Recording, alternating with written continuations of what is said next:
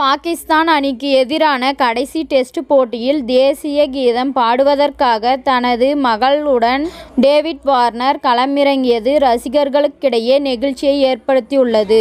Australia Pakistan அணிகளுக்கு இடையிலான மூன்றாவது டெஸ்ட் போட்டியின் சிட்னி மைதானத்தில் நடைபெற்று வருகிறது. இந்த டெஸ்ட் போட்டியுடன் ஆஸ்திரேலிய அணியின் தொடக்க வீரர் டேவிட் வார்னர் ஓய்வு பெறுகிறார். ஆஸ்திரேலிய அணிக்காக இதுவரை 112 டெஸ்ட் போட்டிகளில் விளையாடியுள்ள டேவிட் வார்னர் 3 இரட்டை சதங்கள் உட்பட 26 சதங்கள், 36 அரை சதங்கள் என்ற மொத்தமாக 8695 ரன்களை விளாசியுள்ளார். உலகக்கோப்பை தொடருக்கு பின் எந்த ஒருநாள் போட்டிகளிலும் விளையாட டேவிட் வார்னர் புத்தாண்டு அன்று ஒருநாள் போட்டிகளில் இருந்து ஓய்வு அறிவித்தார். உச்சகட்ட ஃபார்மில் இருந்தாலும் 37 வயதை எட்டியுள்ள டேவிட் வார்னரின் ஓய்வு முடிவு அவருக்கு ஆஸ்திரேலிய அணியின் எதிர்காலத்திற்கு ஏற்ப சரியான முடிவாக பார்க்கப்படுகிறது.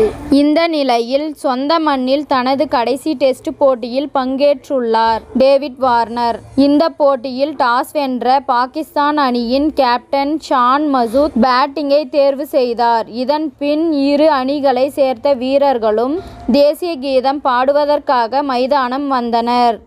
அப்போது ஆஸ்திரேலிய அணி வீரர்களை தொடக்க வீரர் டேவிட் வார்னர் வழிநடத்த ரசிகர்கள் எழுந்து நின்று உற்சாகம் செய்தனர். அது மட்டுமல்லாமல் தனது கடைசி டெஸ்ட் போட்டியில் 3 மகள்களுடன் தேசிய கீதம் பாடுவதற்காக டேவிட் வார்னர் மைதானத்திற்கு வந்தார். இது ரசிகர்கள் மத்தியில் நெகிழ்ச்சியை ஏற்படுத்தியுள்ளது.